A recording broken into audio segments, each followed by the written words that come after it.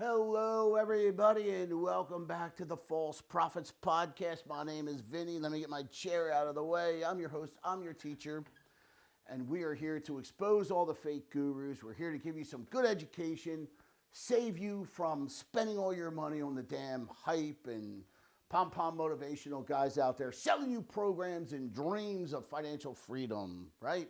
Welcome to the dreams of Fantasyland, financial freedom. Okay. So I did a video basically saying, look, watch out for the gurus, okay? They're going to use mind tricks to sell you a program. And then I did a short video on Grant Cardone, who come out there and said, emergency, emergency.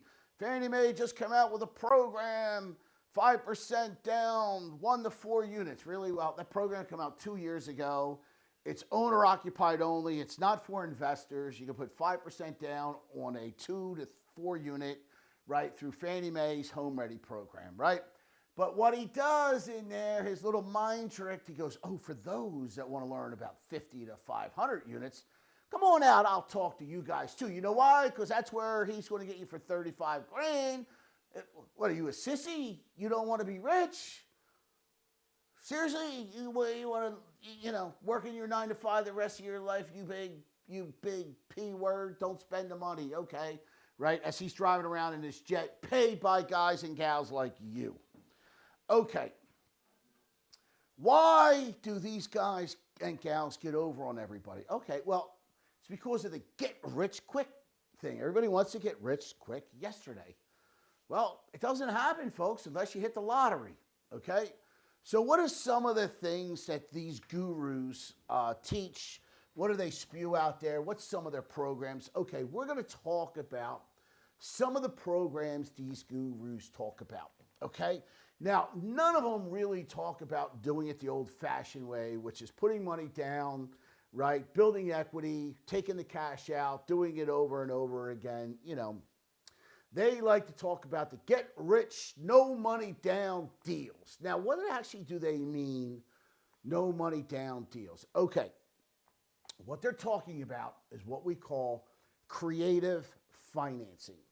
Now, what is creative financing? Creative financing is a fancy word for seller financing. Or another word for, we're not using a bank. We're going to use the seller. And the seller is going to help us either A, acquire the property, or B, control the property. For what? To make money off of it, okay? Remember, all this is about making money, okay, in real estate. So the seller is going to help us. Why? Because we can't go to a bank. Why? Because some people might have bad credit. Some people might not have a job. Some people have no money or not enough money to go out there and buy things. Because listen, if you were, one of the things that we do early on, and I don't see my book here. Let me see if it's anywhere close by real quick. One of the things that I do early on, and I have it right over here. So bear with me 1 second while I go off camera, right? Excuse me for being gone for a second, okay? But I'm digging it out here. So one of the things that I do with the Golden Triangle Academy. Now, what's the Golden Triangle Academy? That's where we have a class. It's $59 a month. And we give you the basics, and then we build up from there, okay? Because without the basics, you're done in this business. Because you go to try and talk to a guy like me, and you're spilling some subject to malarkey at me, I'm going to laugh in your face, okay? So don't think that you're going to go to a guy like Pace Mobley, learn subject to, and you're going to become rich, okay? I got a Brooklyn Bridge to sell you. Now, one of the things that we teach very early on, okay, not the very first thing, but one of the things early on is we like to give all of our students a binder, or we tell you to buy a binder, okay? If I got binders laying around, I'll give you a binder, all right? I just actually picked up another binder, right, today. Another binder came in the mail, right? This one has a front packet, but there's nothing inside of it yet, okay? Now, what do we do with this binder? Okay, the first thing that I like to teach my students, one of the first things, right, is, about regular, conventional, conforming financing. And what are the rules and regulations? Now, to learn those rules and regulations, you got to learn things, and I'm just going to show it up on the board in my binder, things like this, okay? Now, what is this? Now, I know you can't really see it all that well. This is what we call the Fannie Mae and Freddie Mac loan to value guidelines. Now, most of that went over everybody's head, okay? But what does it mean? Okay, I'm going to tell you what it means. It means you're going to learn how to qualify for a loan. What does it take to qualify to get a loan at a bank, okay? And what does it take, Vinny? Okay, here's what it takes. It takes 4 things, okay? Very simple, easy things to qualify for a loan. The first thing is your credit. Do you have 580 or a 620? Now, why do I say 580 or 620? Okay, 580 is FHA. They allow you to go down to 580. 620 is what we call Fannie Mae and Freddie Mac. Well, who are they? They're the ones that buy the loans at the end. I'll get to that. Don't worry if you don't know that right now. It means nothing. Who cares? Okay? Just know that they're the guys that make the rules. They're the rule maker. Just know that for now. Okay? If you know that Fannie Mae, Freddie Mac are the rule makers that make the rules of lending, you're okay because we're going to get to the rest of that later on. FHA is the federal housing, right? They're the ones that, if you can't go Fannie Mae, they're owned by the government and they're a little less stringent on their guidelines. Hence, you can have a 580 score instead of a 620 score. So you would go FHA, all right? Now, if you're a veteran, you could do VA and put no money down. If you live in a rural part of county, you could go USDA. That's also no money down, 100% financing, right? Now, there's guidelines to all that. So they're the rules that we follow, okay, of lending. Now, what are the things to qualify for a loan? How do you qualify? Okay, again, that's 4 things. Number 1 is credit. Got to have a 580 or a 620. If you don't have that, you're kind of cornholed, okay? Sorry to tell you. Then what do? You got to build your credit up. We can help you do that because that's one of the things that we do. Like I said, I have a 19-year-old student, started me with 19, no credit, no job. We got him a job, got him saving money. We built up his credit. He bought his first house with $500 out of his pocket, okay? And within 1 year, he's going to be making $1,000, a little over $1,000 a month in rental income, right? He's now 21 years old, okay? So there you go. So we got him up to a 700 credit score, by the way. He went from 0 to 720. Well, he didn't have a 0. You're born with about a 420 or a 450 credit score, and then you go up from there. All right. So, well, in the beginning, you don't have a credit profile. You got to build your credit profile. So, whatever. Okay. Now, credit scores. The next thing is you got to have a job, okay? And they want 2 years on the job. Now, that 2 years, it could mean a couple different things. What does it mean? Okay, well, if you're, let's say, a welder, and you went to welding school for 3 years, and you got a job, and you're welding right now, but you only been there 1 year, that's okay. It counts because you went to school for 3 years. You're good. Same thing if you're a nurse. You went to nursing school for 4 years, and you're a nurse. That's okay. You've been in the same line of work. If you just in the same line of work for 2 years, you're good to go, okay? So you got your job stability, good to go, all right?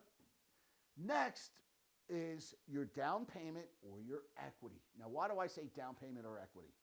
Okay, down payment is for a purchase. If you're buying a house, that's a down payment, okay? If you already own a house and you want to get a lower payment, that's called a refinance, okay? You already own it. You want a lower payment, so you refi, okay? Then you don't need money down. You need equity in the property. What is equity, Vinny? Okay, equity is the difference. I'll pick that up.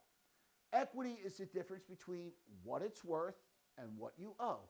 So what you owe, what it's worth. And the difference is equity, okay? So, for instance, if I have a house that's worth $100,000, and I owe $90,000, okay? I have $10,000 equity in my home. I also have a 90% loan to value. What's loan to value? See, these are all the things that you learn in class, by the way. Loan to value is the loan to the value of the house. So if I'm borrowing $90,000 and the house appraised at 100, I'm at a 90 LTV, okay? If I borrowed $80,000 on 100,000, I'm at an 80 LTV. I borrowed 80 loan to the value of the house, LTV.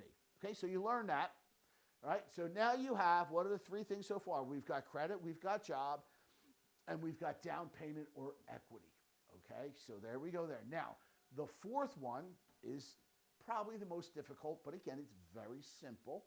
It's called a debt to income ratio. Now, what is a debt to income ratio? Okay. There used to be two of them. We call one the front end and one the back end. Now, let me pull up a pen and paper and show you what a debt to income ratio is, okay? Now, let me get to it. Let me pull it up because I need a new page because I got some stuff written out on the other pages, okay? So let's do this. Let's do, right, what we call a front end ratio, and then we'll talk about a back end ratio. And we're going to keep it clean, and we're not going to throw any comments out there about front end and back end, okay? So the front end ratio, which we do not use this terminology anymore. We don't use this ratio anymore. But what it used to be was this, your PITI, which is your principal, interest, taxes, and insurance payment. That's your monthly mortgage payment, okay? Your principal and interest, that's your loan with your interest that you make every month. Then the taxes on the house, whether it's school tax, county tax, borough tax, and then your homeowner's insurance, right? And then you're obviously probably going to have PMI in there as well, part of the insurance, okay? That's if you don't have 20% down. Don't worry about what if you don't know PMI right now. We'll get into that later. And then you divide that, right? You take your TPITI, divide that by your gross monthly income, okay? That used to have to be less than 28%, okay, or lower. So again, you take your PITI, you divide it by your gross monthly income. As long as that number is 28% or lower, that's your front end ratio, you're good to go. Now, like I say, we don't use that anymore. But if you ever hear there's two ratios, a front end and a back end, you know what it is. What's the back end ratio? Okay, that is where it's your PITI, monthly, this is your monthly mortgage payment, plus your minimum monthly debts. Okay? And you divide that by your gross monthly income, and that has to be 40% or lower. Okay? So that's what a back end ratio is. Okay? And again, it's your PITI payment that you get from your mortgage calculator, right? You got a little mortgage calculator, you get that. Okay? That'll figure out your principal and interest part. The taxes are, once you find out the house, you'll know what they are, and the homeowner's insurance. Okay? You add all that up together, let's say it's $1,000. That's your PITI. And let's just say, now, by the way, let me just say this. That minimum monthly payment, that's not all your debt. That's only like your stuff that you sign for, your debt that you sign for. Credit cards, student loans, those type of debts. It's not your cell phone. It's not the water bill. It's not the cable bill. It's none of those. It's your minimum monthly debt that you actually have debt, okay? Not your living expense monthly debt, your expenses like credit cards and things like that, okay? Just want to get to clear that. Now, so we've got $1,000 here. Let's just say this is $330, okay? So $330 and $1,000. So now that total is what? $1,333. But let's just say your gross monthly income between you and your spouse is $7,000. So how does it work? So the way we do it is we take 330, right, and divide it by 1330. I'm sorry, we take 1333 and divide it by 7,000, right? Divide that by 7,000. And that number, actually I got to do it the opposite on this calculator. I always forget. This calculator's backwards, right? So that's 5.25% back end. Now, obviously a 5% back end qualifies. Yours has to be 40% or less. Now, I have a form in here that I can give to anybody who wants it. Let me know. I'll send it over, and it walks you through exactly how to calculate a back-end ratio. All right? So, piece of cake. Again, that's the hardest thing of qualifying for a loan. We call that the back-end debt ratio. Okay? Now, do they make exceptions on that 40%? Absolutely they do. I've seen 50, 60% get approved. Why? Because they had a lot of assets. Assets meaning cash in the bank, a lot of reserves, a lot of money left over once they sold their house. Okay? Now, the one thing I want to tell you, this is what I'm telling you, like knowledge, like to learn all this stuff, right? You're not going to learn this by going to a guru over a weekend. I'm sorry. There's a thing called the back-end ratio, and that's where you qualify with your gross monthly income and how much of a house you're buying. There's another ratio that qualifies the property where you don't, so you could be making no money, but you're still able to buy that house. How and why? because I'm using a debt service covered ratio loan, DSCR, right? Again, stands for debt service covered ratio. It's a commercial product. It's where it comes from, the commercial side of things, but that's where the property qualifies and not you. So you don't have to have an income as long as the property has an income that qualifies with their ratio, you're good to go. Now, I'm not going to go over that right now, but we will show that later on. I'm going to teach you the difference between a debt to income and a debt service covered ratio loan. I'm going to show you those two things, okay, and how they work. Again, one is you qualifying, one is the property that qualifies, okay? So let me erase the board here. So that there is what we call your qualifying ratios, okay? So again, to recap, it's your credit score. It's years on the job. It's your down payment or your equity, okay? And then it's your debt to income ratio. Don't bite off more than you can chew, okay? So there you have it. So that's how you qualify for a loan. Now, when you take it a step further, you start getting into the loan to values. Okay, you have an owner-occupied house. You have a non-owner-occupied house, which is what we call an investment property. And then you have another one that's called a second home, right, where I owned a second home in Florida where we would go on vacation.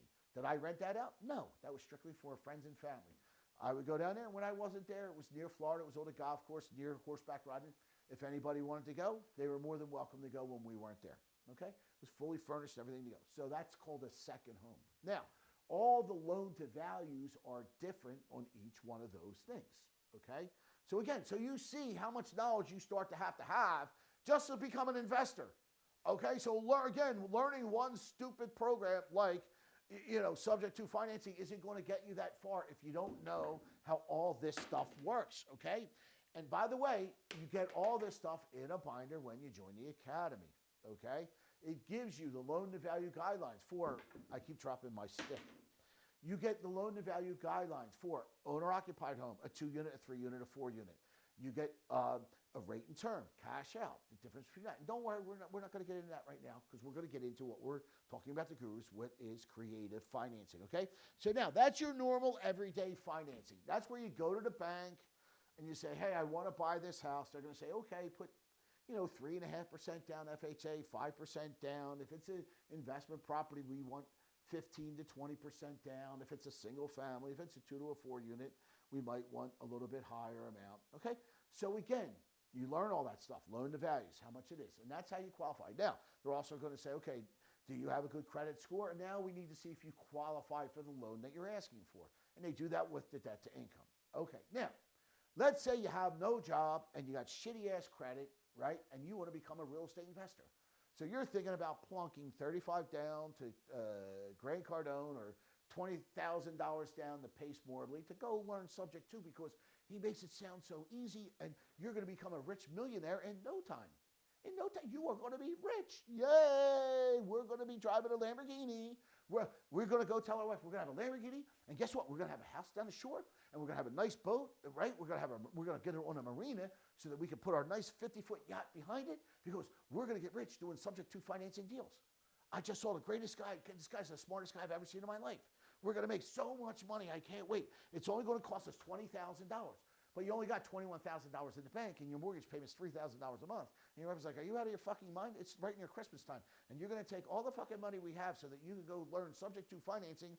But honey, I promise you, we're going to be able to go buy homes. And within a year, we're going to have so much money, we don't know what the hell we're going to do. We're going to be on Financial Freedom Island. It's going to be the greatest thing. I just saw him. I just saw all his videos. And he knows subject to like the back of his hand. And I can't wait to join. I'm joining the masterclass. I'm going to get to the inner circle. Right? I'm not joining this little peddly stuff. No, honey. I'm joining the mastermind. I'm getting to the inner circle where the good stuff lies. I'm not going to do the small stuff. I'm getting to the good stuff right away. That's why it costs $20,000. But don't worry, honey.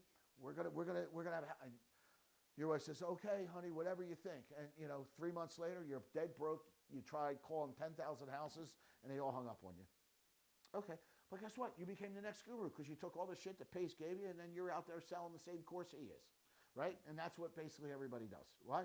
Because subject to doesn't freaking work. Now, let's get into what is creative financing and subject to and all that shit that I'm talking about. Okay, let me throw it at you, folks. So, you have the guidelines. If you want to go to a bank, do I qualify for a loan? right? Now, an investment property, if you look at the binder, right, you say, okay, I'm brand new. Let me look here. What does Fannie Mae say if I go to Fannie Mae? And it says, hey, I want to buy an investment property. So I go down to investment property, and it says 1 unit. It's a single family. By the way, Fannie and Freddie only do up to 4 units. Anything after 4, 5, and above, that's considered commercial financing, different financing altogether. Okay, so I could get a 1 unit at 85%. So it's only 50% down. That's not too bad, but then you got closing costs on top of it. Throw another 3 to 5% on top of that. All right, if I'm going to buy a 4 unit, which I want to do, right? We can live in one and rent the other 3 out, but a 4 unit, man, it's got doors. We can make 4 incomes at one time. Holy cow, we're going to be rich. We're going to be rich, honey. Honey, we're going to be rich. Well, we only got to put 25% down to buy a 4 unit, right? And what does Freddie Mac say? Freddie Mac says, okay, if I want to buy a 1 unit investment property, well, how much is that going to be? Well, that's 85 and 2 to 4, 75, right? So 25% down, okay? So guess what?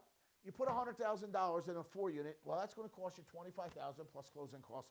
Guess what? You're going to run out of money sooner or later, right? You're not going to have enough to go buy 10 houses to stop working at your job. So what do? You go on YouTube University, TikTok, Instagram, Facebook, and who do you see?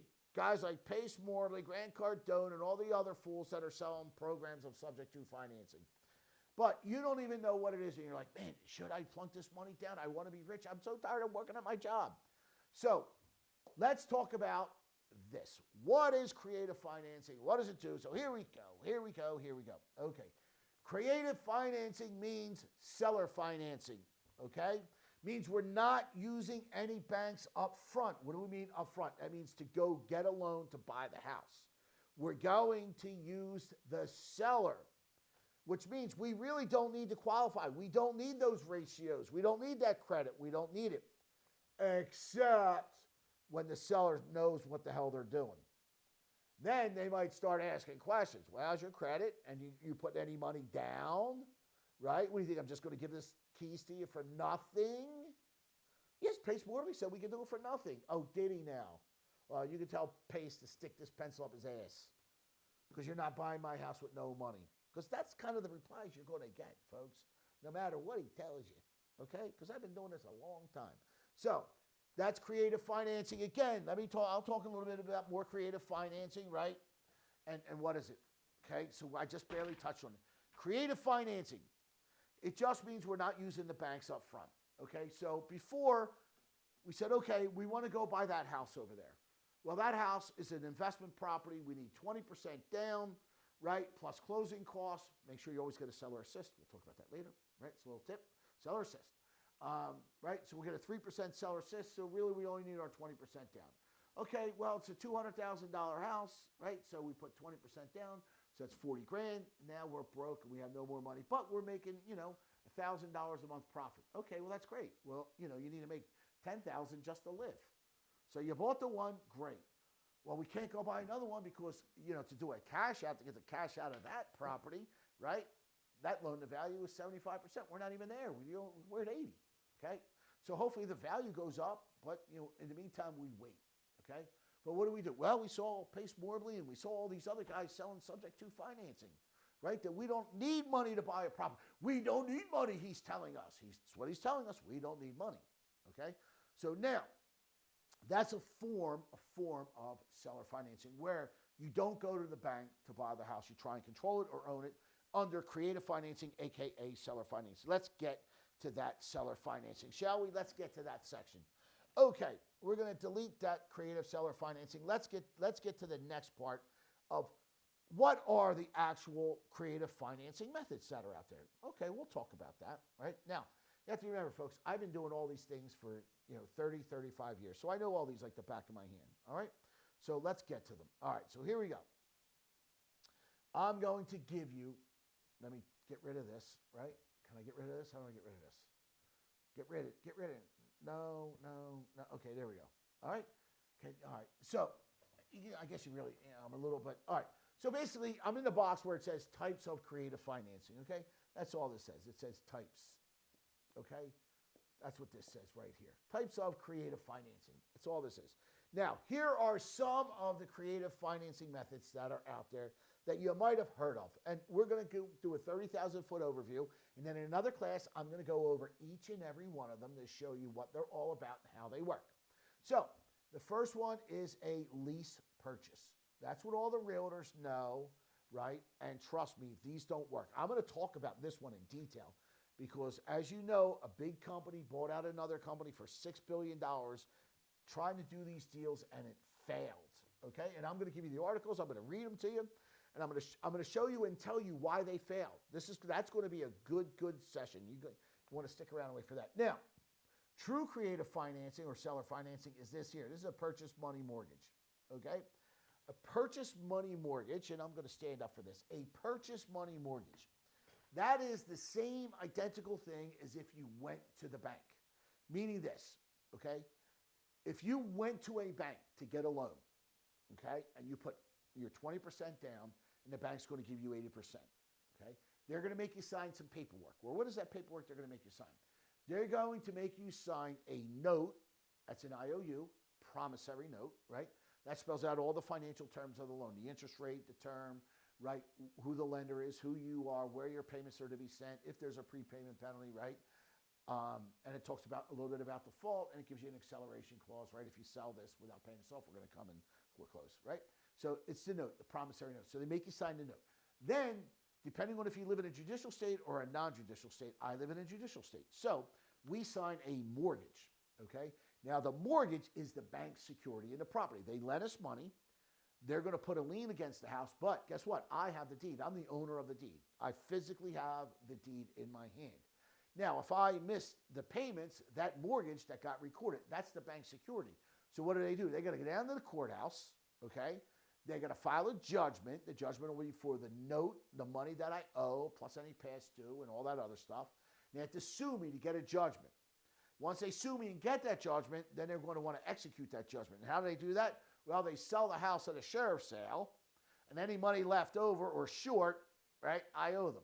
That'll be called a deficiency judgment. And we're going to get into that when we talk about foreclosures and short sales and things of that nature. We're going to get into that. That's a whole nother big, giant thing. But that's what a purchase money mortgage is. You sign a note, you sign a mortgage, and you sign a HUD-1. And it's called an ALTA and a closing disclosure now. I don't care what it's called now. I call it a HUD-1 because that's what I did for 30-some-odd years, and I can't get out of the habit of calling it a HUD-1. So it's a HUD-1 to me. That's the closing cost, right? Then you sign a bunch of other bullshit forms that protects the bank's ass. Cover your ass forms, we call them, okay? So that's a purchase money mortgage, whether you do it with the bank or you can do that with the seller, okay? So a seller can do a purchase money mortgage. You just eliminate the banks. Hey, he may or she may or they may not check your credit. They might not call your employer, right? They might not want any money down, right? Most of them will, and they want to know all that stuff, but you might not. That's called a purchase money mortgage, okay? So it's the same thing as if you went to a bank, but you went to a seller. And everything is negotiated between you and the seller, right? It's all negotiated, okay? It's what you and the seller agree upon. The down payment, the interest rate, the term, all of that. The balloon is when all of it comes to at a certain point, right? So if you say, oh, I want a 30-year fixed rate. Oh, let's do the new one. I want a 50-year note, right? I want a 50-year. So my payment's nice and low, even though I'll never pay it off, right? So 50 years, but I'll give you a 5-year balloon, meaning it all comes due in 5 years. That's a balloon when it comes due all at one time. Boom. The balloon pop, that's when your payment's due, okay? So you sign a note, you sign the mortgage, you sign the HUD-1, you sign a bunch of cover your ass papers, okay? The bank gets their money, you get your deed, the seller gets his money, everybody happy. If you do it with the seller, you create a note, you create a mortgage, and now you're just paying the seller as if it was the bank, okay? Hence, purchase money mortgage. Now, if he owns it free and clear, we call that a purchase money mortgage. If he has a lien on the property, meaning he owes money, right? And it's not getting paid off. You're not putting any money down.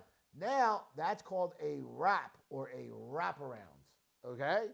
So it's the same thing as a purchase money mortgage, except the seller has a lien on it. Now, I'm going to get into the difference of these two when we start teaching these things, when I start giving a class on these things. But let me tell you this. If you did a purchase money mortgage and he had a lien, you're setting yourself up for trouble. The same way we're going to talk about the next thing that's on the list, okay? So now we've got 3 things so far that we heard. You didn't learn them, you just heard about them tonight. A lease purchase, which is nothing but a lease with an option to buy. That's the realtor's favorite method. That's all they know. And trust me, they don't know it. They don't know how to write a contract to save their life, okay? 99% of lease purchases fail because they're not written properly, and I will go over them and I will show you why. And trust me when I tell you, let me tell you this one, okay? I know I like to get off subject, but let me tell you this, okay? You hear the gurus talk, well, you buy it under subject to, right? You got subject to, and then you turn around and you find a buyer, right? A tenant buyer, and you do a lease purchase with them. Let me tell you something. If you listen to that, you will go broke. And I'm going to tell you why. Because if you go ahead and lease purchase out your house and you don't check that they've got good credit, I'm going to tell you this. All right, I was going to save it till we got class, but let me tell you why lease purchases fail. There's only 3 types of people that need to do a lease purchase, okay? The first set of people that need to do a lease purchase are the people that have no money. Now, they've got good credit and they've got a job, but they have no money. This is how they fail at writing lease purchases up properly. What the realtors and the sellers do to the buyers is they do this. They say, okay, the sales price is $100,000 and the fair market rent's $1,000. So I'll give you $1,000 a month for 2 years. And then if you give me $200 credit a month, right, then I'll have my down payment. And the guy says, yeah, fine, that sounds great. Okay, now it comes to a guy like me who owned the mortgage company, and I got this. And I said, well, we got to order an appraisal, and the appraiser is going to do a fair market rent analysis so we know what the fair market rent is. And here's the thing. You think that you've got, $200 a month credit or $100 a month credit for 2 years, but here's the problem. You only get credit for anything that you pay over and above fair market rent. So if the appraiser guy says the fair market rent's $1,000 and that's all you've been paying, guess how much credit you get? 0.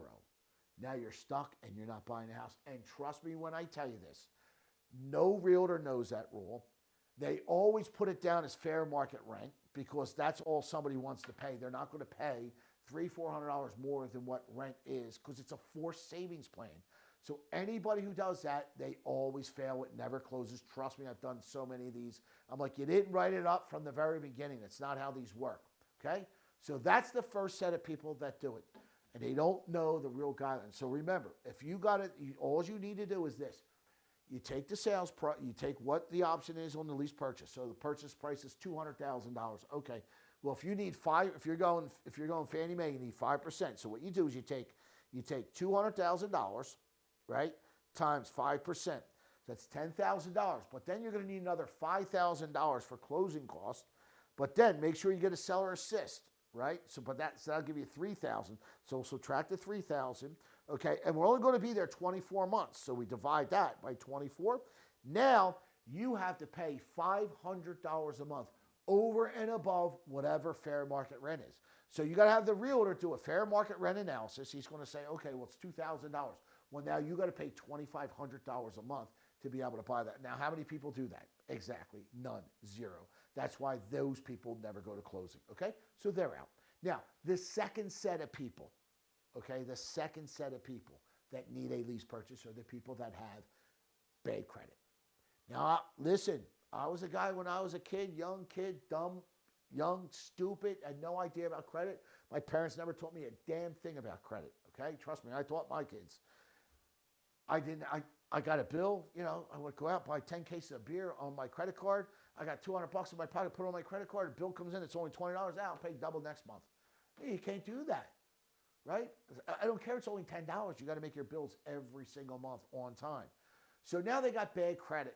Now, listen, bad things happen to good people. But here's what I'm telling you. I owned a lot of homes. And trust me when I tell you this. The people, they could give you a down payment, but their credit's shot. Here's what I'm going to tell you. You're going to get paid for 6 months, and then you're not getting paid again. And then you're going to hear that their dad died, their mom died, their dog died. Then they're going to ghost. They're not going to answer their phone. They're not going to take your text messages, right? You're never going to hear from them, and then you got to throw them out. but it's going to take you a year to do that, right? They never close. Never. Okay? And this is why when I get into the story about the company that bought the other company for $6 billion to do these lease purchases, that they shut it down. Why? Because they should have called me and I would have told them, okay? Because the third set of people who need a lease purchase, because trust me, if you've got money and you've got credit, you don't need to do a lease purchase. If you've got money and bad credit, yeah, you need a lease purchase, but you really shouldn't do it. You should wait until you fix your credit, okay? The last set of people, okay? Now remember, most people with bad credit, they're not bad people. They just got bad habits, okay? And most of them don't fix their bad habits, which means you're not getting paid. So when the guru tells you to go do a lease purchase on the back end, he's never owned property. Never owned a lot of property, because I'm telling you, I rented to a lot of people. I gave everybody a chance. I don't discriminate, but I'm telling you, I got screwed every single time. Not one time did they ever come through. Not once, okay? And I owned a lot of homes, all right? So trust me when I tell you, don't do that. Now, last people. They're the self-employed. Well, you need your tax returns. Well, I write everything off. Okay, well, let me do a lease purchase and I'll start paying taxes.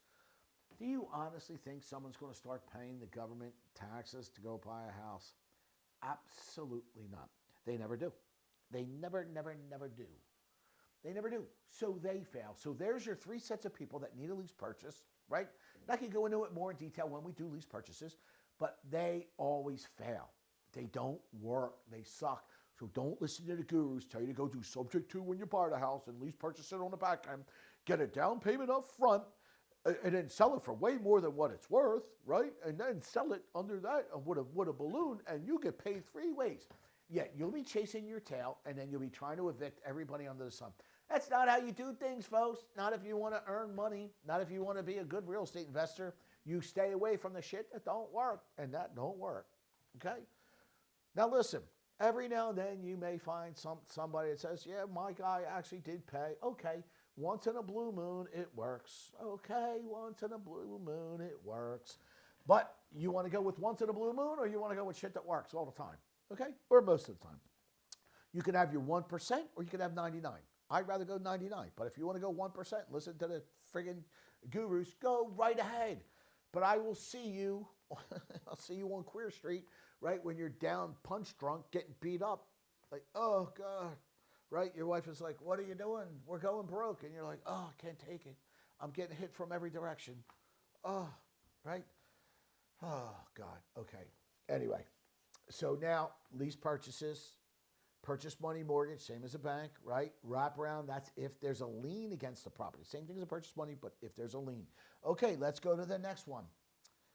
Oh, let's do the last one. Let's do wholesaling. That's always fun. Wholesaling. Wholesaling.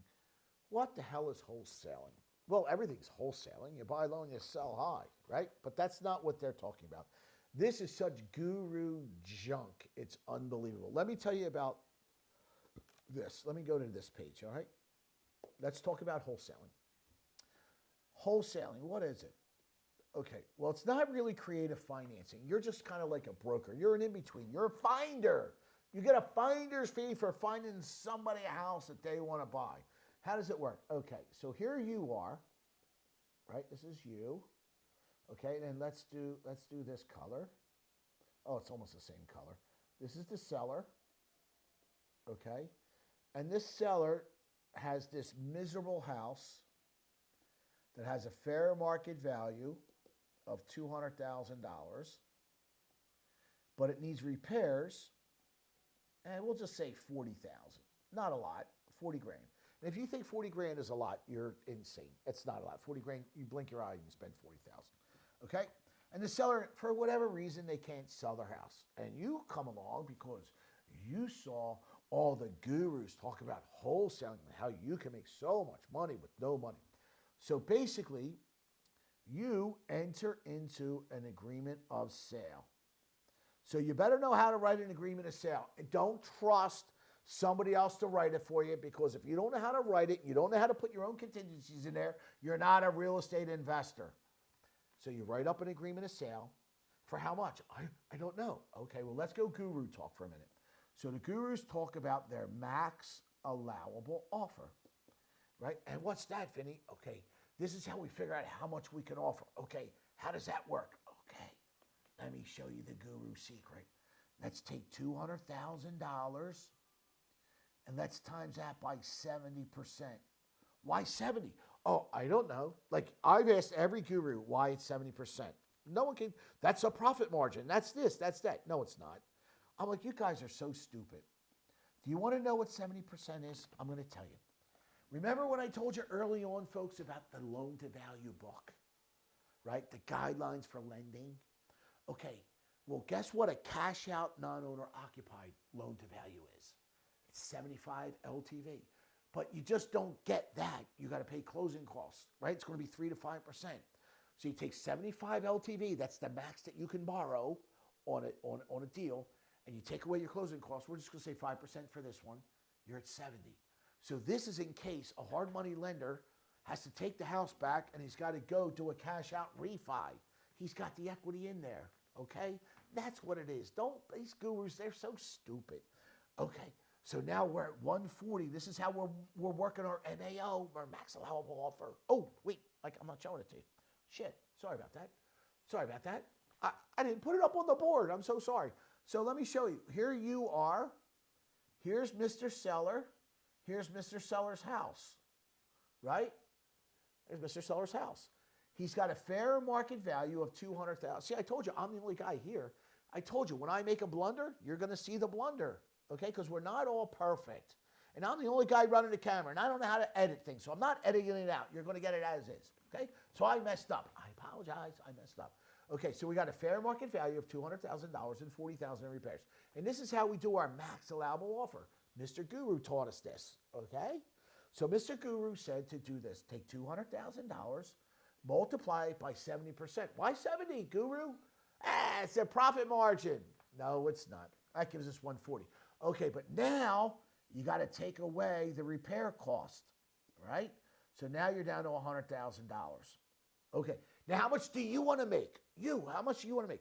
Well, I would like to make $10,000, if that's possible. Okay, well, let's put it in there. $10,000. Okay, so now that's $90,000. Okay, so that $90,000 is now our max allowable offer. Okay, so now our agreement of sale is for $90,000. But guess what? We're not buying it at $90,000. No, we're going to have a contract that's assignable. And who are we signing it to? To our cash buyers.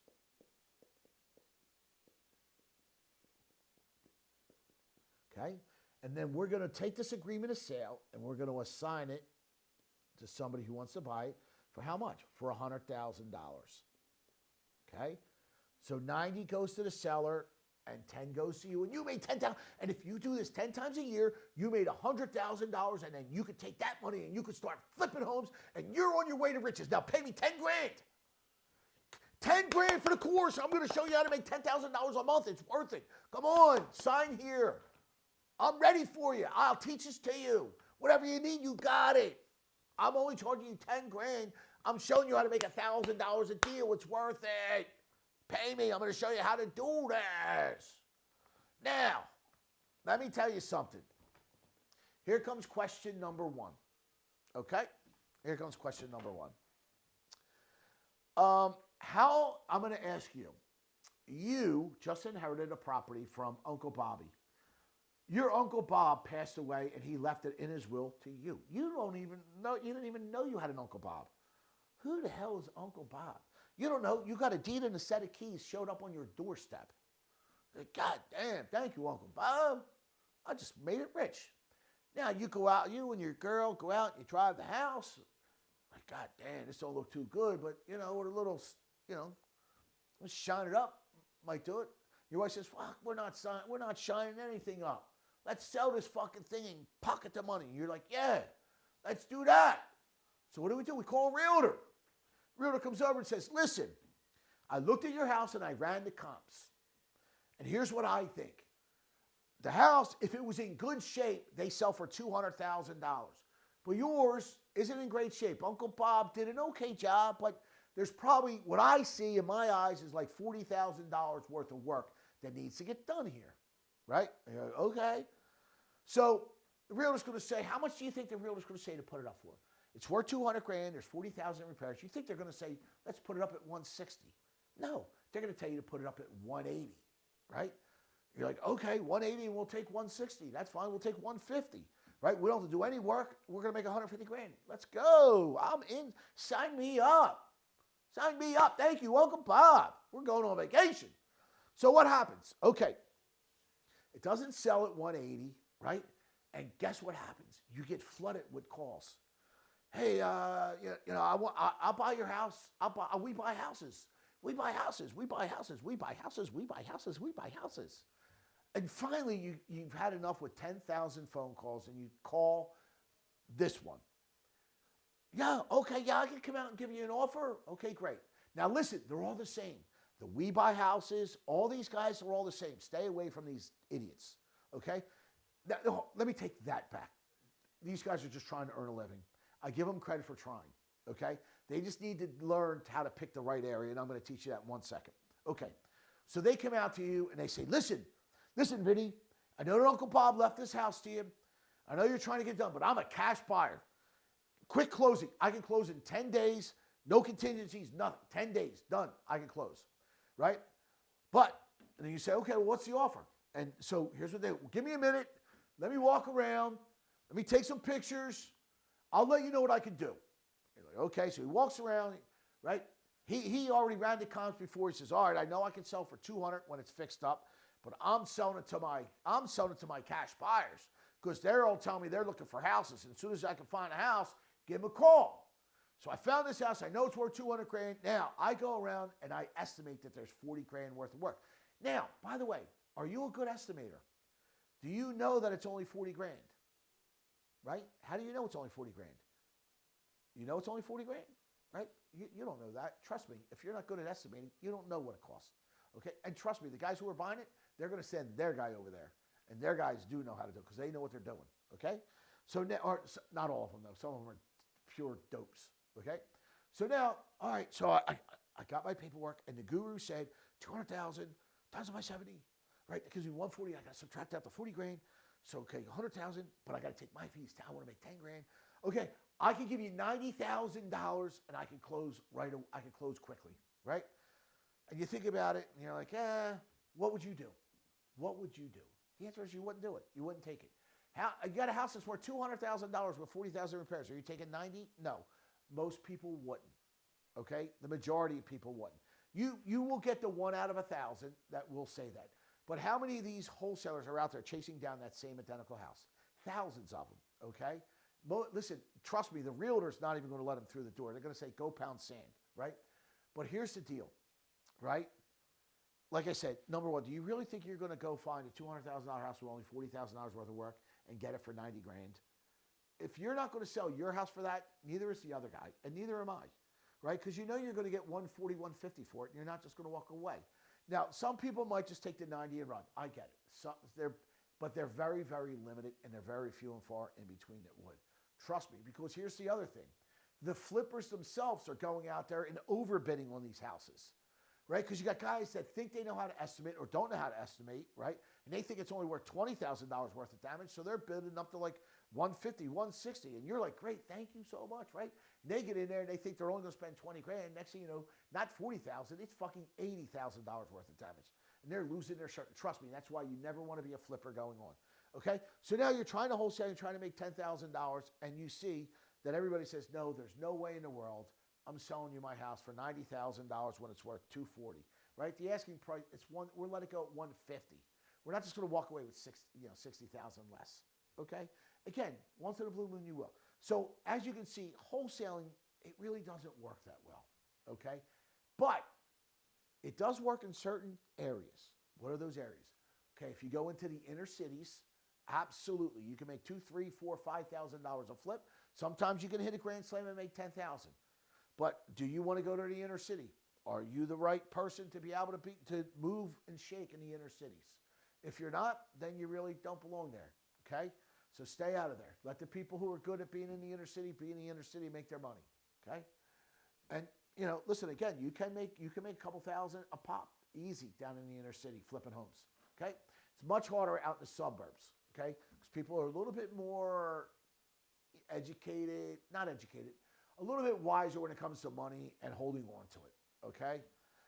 Now the next thing, I don't even want to say that. That sounds rude too, right? Like in the inner city, people, right? The houses aren't as much money, so it's not. You're not taking as big of a loss as if you are 200 to like 90, right? All right. So if I said things that are obnoxious, I apologize. I didn't mean to. I'm trying to just educate. Okay. The next thing is the other place that you can do it is like resort areas, like down at the beach area, down in the Poconos, like them in the mountains. There's some people that like to go on vacation areas. That's also very good for wholesaling. Like my parents lived in Cape May, New Jersey, which is a hot town. Okay, now they lived there year round, and they knew a lot of people because they lived there for 25 years. Now I easily could have told my mom and dad, listen, all your friends, tell them not to sell their house to a realtor. Call me, I'll come and I'll buy it. And what would I do? I would get the house and then I would get it under contract and I would flip it to a realtor because all realtors, especially in the resort areas, right down the beach, they want new construction. Everybody wants a new construction house at the beach, okay? And they pay top dollar. So if you can get it under contract before the realtors get it, you can make yourself some good chunk of change. But just remember this, the realtors live down there year round too. So you're in competition with them, okay? And there's a lot of competition because people aren't dumb. They know that you can flip some homes down there, okay? So that's wholesaling. So remember, wholesaling is not going to get you rich. It's not going to get you rich in the suburbs. But if you're willing to go to the inner city and if you're willing to work hard down in the resort areas, you can make money being a wholesaler. But if you think you're going to go to the suburbs and just knock it dead by driving for dollars and looking for, stop. Just stop the nonsense. You're not going to get anywhere. And you better learn, now listen, this isn't a course on wholesaling right now. You better learn how to do all the things that are needed for wholesaling. And when we get to that, I will teach you step by step what you need to do wholesaling, okay? But just know that wholesaling is not the best, okay? Now, what is next? What do we have next in our creative financing book of horrors? Okay, next is subject to financing, okay? Subject to. This is the big mahafa with the gurus because they don't know any better, okay? Subject to finance. Whoa. Nobody wants to see your desktop, dude. What's going on with you? Subject to financing. Okay. Here's what we're going to do with this. Okay? Here's exactly what we're going to do with this. Okay? I'm going to give you the overview because I've already talked too long and you're probably already bored out of your fucking mind right now. But here's what I'm going to do. I'm going to give you the 30,000-foot overview of subject to financing. And then I'm going to do like a 2 or 3 part series on exactly what it is, how the gurus rip you off. And I'm going to teach it to you, and then you make up your mind if you like it or not. And here's what I'm going to tell each and every one of you. I will partner with you 50-50. I'll do all the heavy lift. Matter of fact, no, not 50-50. 70-30. You 70, me 30. Okay? I'll do all the paperwork. I'll do all the talking. I'll do everything. You find the house, I'll do all the rest. Okay? I don't want a penny. I'll teach it to you for free. I'm going to teach this to you for free. And there's anybody out there that wants to do subject to financing and they want to partner with me, I'll make the calls. I'll write the contracts.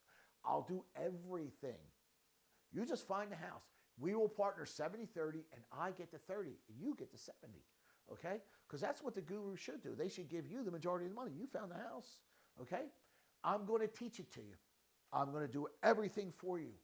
Okay? For free. Free. No money. Free. I'm going to partner with you. You get 70, I get 30. Okay? Anybody who wants to take me up on that offer, you know how to get a hold of me. How do you get a hold of me? You text the word golden, Golden, Golden, golden, to the number 21,000. You text it to me, you're going to get my digital business card. And obviously my cell phone's on there. So you call me with a deal, we'll work it out. And again, I'll do all the paperwork. I'll walk you through it. I'm going to hold your hand and show you how to do this as well. I'm not just going to do it for you. We're going to do it together. And you're going to get 70 and I'm going to get 30 and we'll both make some money. But I'm just telling you now, be prepared. Be prepared. Be prepared. Okay? So what is subject to financing? Subject to financing. Now, everything in the mortgage business, I should tell people this all the time. Everything in the mortgage business is what it says. So it says subject to financing, okay? So what does that mean? That means that we are going to take somebody's house over. I mean, we're going to take control of the deed, subject to the financing that's already in place there. Meaning this, somebody who bought that house 5 years ago went to the bank, ABC Bank, and got a loan. And they've been paying it for 5 years. They got 25 years left on their 30-year fixed rate, okay? But they can't afford to make their payments anymore. They got divorced. They want to go to Cal. Whatever the situation is, they don't want the property anymore. So we're going to buy it subject to financing. What's that mean? It means we're going to take the deed over. We're going to take over their payments. We're going to take their payments over, okay? No banks are involved or anything like that. We just take the payments over. So here's how it works, okay? Let me show you how this works, okay? Let's do this, okay? So this is subject to financing in a nutshell. You ready, folks? Here we go, okay? So this is us. This is the seller. This is the seller's house. And let's say the seller has its fair market value is $200,000, okay? I should make myself a little bit smaller. Hold on here. Hold on, folks. I'm going to do this. I'm going to make myself a tiny bit smaller while you guys hold on and, right, so you guys can actually see the board, okay? I'll make it be a little smaller if you just hold on for 1 second. See, this is what happens when you don't have a crew. You're only a one-person band. You don't have help, right? You are who you are, right? So we'll just save that and watch me get smaller. You ready? Ooh, smaller, but we're going to go here, right? Ooh, ooh, okay. Are we smaller? Let's see. Okay, we're a little smaller. All right, hold on. Let's make ourselves a little bit smaller. Let's do a little bit smaller.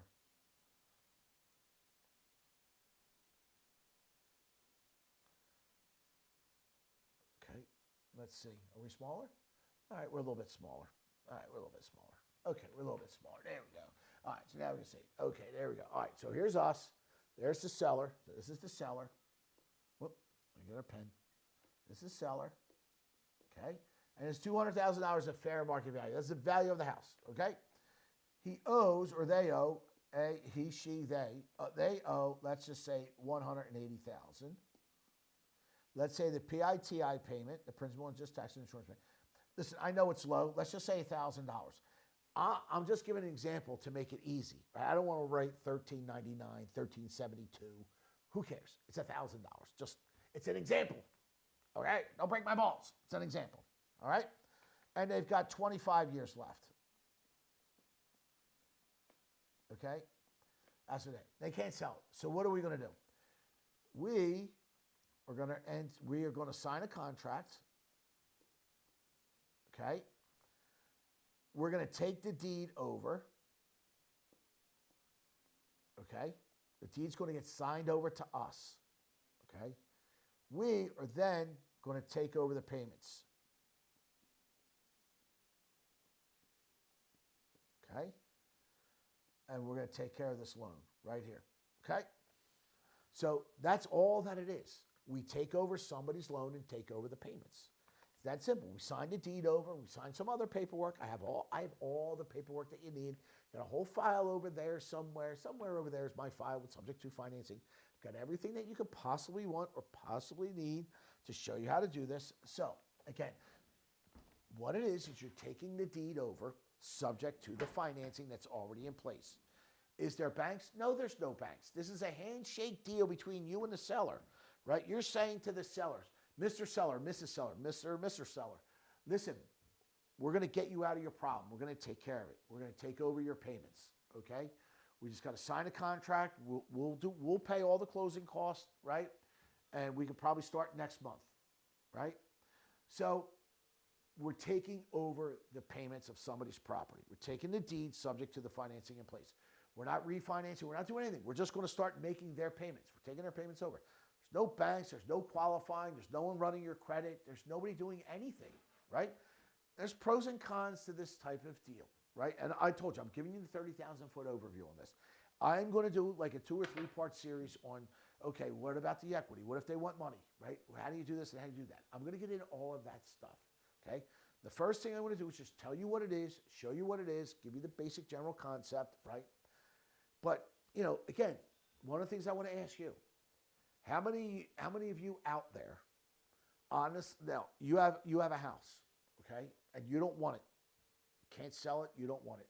How many of you are just going to take the keys, give them to a stranger, right, and they say, trust me, okay, and you're going to give it to a stranger, you're going to sign the deed over to them. Here you go, here's my house, it's all yours now, but the loan stays in your own name. How many people are doing that? How many people do you honestly think are going to do that? There's not many. Now listen, it happens. I'm not going to say it doesn't happen. But what kind of deal do you really think you're going to get, or what kind of house you really think you're going to get? Okay? But now, to do that, what are you going to do with the house? Okay, well, you want to rent it out. Well, the gurus are going to tell you to do a lease purchase option. And if I tell you, no fucking way are you going to do that. Why? Because you're not going to get people that are going to pay you. Okay? You can offer things differently. You can set it up differently. You can structure it differently and still make good money. You do not offer a lease purchase option. That's the last thing you want to do if you're the owner of the house. Okay? Unless you want to have somebody squat in your house for 6 months and try and get them out later. Okay? We're not doing a lease purchase. But you're basically, again, 30,000-foot overview, taking over the payments. The deed gets signed over.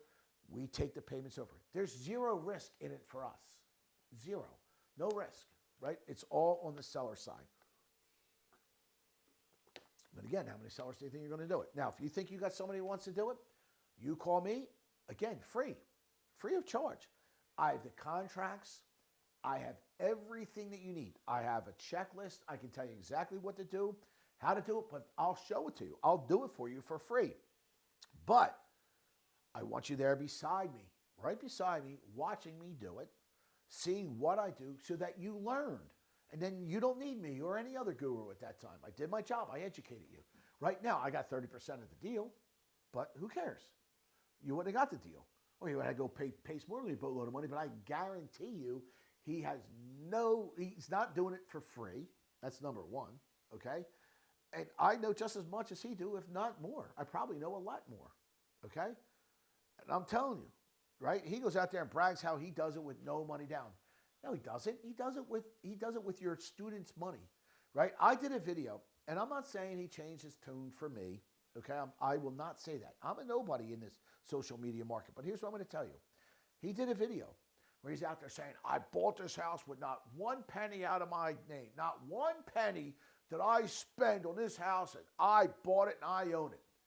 And I just replied, oh, really? Not one penny of your money not one penny did you put down or use? You didn't use any money.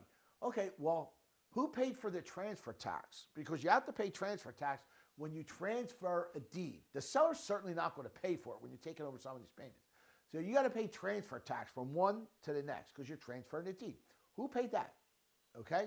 Then, if you buy a house without doing a home inspection, I don't care if it's no money down, but you better know what you're buying. You better know what you're getting yourself into. I don't want to hear we're just going to give it back if it sucks. No, it's not the way to be. That's a jerk-off move, doing shit like that, right? You do a home inspection, and even though if you're getting the house with no money down, you want to know what you're getting into because it might start costing you thousands of dollars to fix this damn thing up. And don't say you're going to pawn it off to the end buyer. That's another jerk move. Okay? Know what you're buying. Okay? Know what you're getting into. So you got to do a home inspection. If you buy a house without doing a home inspection, you're a moron. You're a stone cold moron. Okay? Next thing is title insurance. Are you going to tell me you bought a house without doing any type of title insurance? How about a title search? You got to do a search just to see who actually is on the deed, because you got to make sure it's not fraudulent deal. So how in the world did you get a title search for free, right? Pay the transfer tax for free, no money, right? Do a home inspection. All that didn't cost you a dime, did it? Now, a week after I posted that video, right, his whole entire thing changed. He said, I bought this house without my own money, without my money. Yeah, he's using the student's money, and he says he's got a private lender. And here's what I'm going to tell you about that. I can tell, I've been doing this close to 40 years, and I can tell you, the majority of private lenders or hard money lenders that'll go behind, meaning go in the second lien position or third lien position. And if you don't understand what this means, it's okay. I'll teach it to you when the time is right. But a private money lender is not going to lend money to anybody where there's another lien in front of them, right? So let's just say when we talk about subject to financing and then there's a lien, a first lien, okay? And it's not getting paid off because we're taking over that payment. So they're in the first lien position. So let's just say we got to pay the seller $100,000 because that's what they have in equity, right? They want their $100,000. They'll do creative financing. You take my payments over, but the house is worth $300,000. I owe $2,000. I want my $100,000. So pays them $100,000. Well, where'd the money come from? Well, it came from students, and if it didn't come from students, he's got what a so-called private lender. Now, I am telling you, in the real world, there's no private lender that will ever go behind a subject to financing first lien. Private lenders and hard money lenders always must be in the first lien position. They're not going to do it unless you got like now. I did at one time. I did get a hard money loan, right? But it was at a 50% loan to value on a $2 million property where I only borrowed $50,000 for 30 days to finish up I was building a big project. I already went over budget. The bank wouldn't give me any more money, right? I just bought another property and then I bought a house in Florida. So I was a little cash poor at the time and I just needed to finish like some stonework or something up to get to UNO. And I didn't have enough money. And a friend of mine says, hey, I got a hard money lender. And I'm like, what? He's like, yeah. He's like, it'll be. So I called the guy and said, listen, what do you need? I said, 50 grand. He said, for how long? I said, 2 weeks. He says, all right, listen, I'm expensive. He's like, I want 50 grand in return. I said, 100 grand? I said, listen, I'll do it. How fast can you get me the money? He said, I can give you the money tomorrow. He said, but now remember, I told him, I said, look, I got a construction loan, right? I owe $700,000 or $800,000. Well, the house was worth $2 million. Okay. I was just getting ready to sell it. I just couldn't get the UNO because it was like one section wasn't finished. So the guy drove out to the house. He called me up. He said, done. Come by tomorrow. Give me the check. Right? I said, okay. So I went over. He gave me the check. Now he went into the second lien position. But guess what? I paid double. He lent me 50 and less than 30 days. I gave him a check for $100,000. He came directly to my house thanking me and picking up his check. He's like, anytime you need money, you call me. No questions asked. I'm like, listen, no offense. You bailed me out and you're a great guy and you were there when I needed you and I can't say thank you enough. But I am telling you this. I've lost your name and your number. You will never hear from me again, ever. In the rest of my life and the rest of your life, you will never get a phone call from me because I'll never be that dumb again, A, to go over that much budget, B, to use a hard money lender. Right? I learned my lesson, but guess what? I still made money when you sell the house. I made money, but, I am telling you, he didn't want to go in the second lien position. He's like, I want to lien other properties that you have. I'm like, dude, you're at a 50 LTV on a house in Villanova. You are hoping and praying that I do not pay you. Because if I didn't pay him his $50,000, all he would have done is foreclosed on the house, taken the property subject to that was in place. Remember, he took the property subject to that was in place, right? He would have sold the house, paid off the $1 million, and put $1 million in his pocket. So that's worth taking the risk to a private lender. Not when you're doing a subject to finance deal where the house is worth $400 and you're taking $300 over and you're paying $100,000 to the seller, right? So now you got a $300,000 first and a $100,000 second. If they foreclose, that second lien position is barely going to get a dime if they get anything. So trust me, they don't get that money. But listen, I know I'm probably talking over most of your heads. I apologize for that. This is not a lesson on how to do it. It's only a 30,000-foot overview I'm supposed to be giving you on what it is. Okay? So now, creative financing. It's just another way to finance a property without using the banks up front. That's what it is, folks. There's some of the methods. Do they all work? No. Are they hard to do? Yes and no. They're not hard to do. They're hard to find the seller that's willing to do it. Okay? Hard to find a seller that's willing to do it. But there are deals out there and other ways of doing things. I just haven't told you my method yet, right? So I'm going to wrap it up with that, okay? And again, my thing stands. If you want to do a subject to for free with me, done deal. I'll teach it to you for free, right? You will get it. You'll get everything that you need. We'll split the profits 70-30. You get the 70, I get the 30. Okay? So there we go. That's creative financing. Creative financing, a.k.a. seller financing, a.k.a. we don't need a bank up front. We will need them at some point. Now listen, I didn't tell you the worst thing. When you do subject to financing and the bank finds out you did it, they're going to call the note due, right? And I don't want to talk about it on this one. I told you we're going to do like a 3 or 4, maybe a 5-part series on subject to financing, where I give you all the details, how to structure the deal, how to break it up, and all that other goody two stuff. All right? So there you have it. Creative financing, it's when we do not use the banks up front. Okay? We use them later on to refinance and pay the seller off at some point. Okay? So there you go, folks. Right? And I appreciate you coming. And what we'll do is we will do a class. I guess maybe the next class will be on subject to the frauds out there. Listen, I might just throw all of them in a box of deplorables and call them all frauds, subject to. All the ones that are doing subject to, total fraud, stay away. Okay? But I'm going to show you how it all works. I'm going to show you the ins, the outs, show you how to structure a deal, right? Show you the paperwork that you need, how to talk to the seller, everything you need to do a subject to financing deal, and what the gurus don't tell you. All right? So thanks for coming along, and we'll see you on the next class. Take care, everybody.